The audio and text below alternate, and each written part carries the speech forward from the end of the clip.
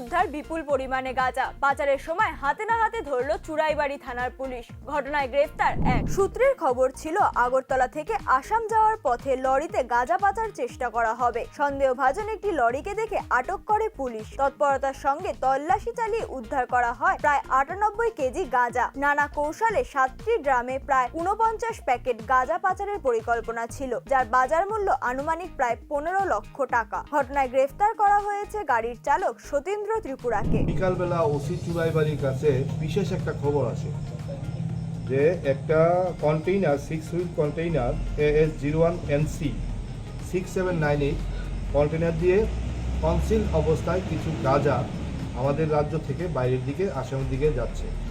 সেই খবরের ভিত্তিতে ওসি চুরাইবাড়ি পিএস তার দল নিয়ে স্টাফ অফিসারকে নিয়ে গাড়িটা আটকিয়ে আমাদেরকে খবর দেয়। আমি এবং এসডিএম সাহেব, এসডিএম ধর্মনগর, উনি নিজে স্বয়ং এসছেন। আসার পর গাড়িটাকে চেক করা হয়। গাড়িটার ভেতর থেকে পিকুলিয়ারভাবে ট্রান্সপোর্ট হতে ছিল এরকম আমরা 60টা ড্রাম উদ্ধার করি। 60টা ড্রামের একদম নিচে 60টি করে 2 কেজি ওজনের গাঁজা, ড্রাই গাঁজা ছিল। তার উপর ধানের টুস ছিল। তার উপর কান্ট্রি লিকার তৈরি করার পর যে ওয়েস্টেজটা, যাকে আমরা ঝাওয়া বলি, সেই ঝাওয়াটা দিয়ে কভার ছিল ড্রামগুলো। এক নজরে ড্রামটি যদি কেউ খুলে ভাববে যে এই ড্রামটিতে ঝাওয়া ভর্তি।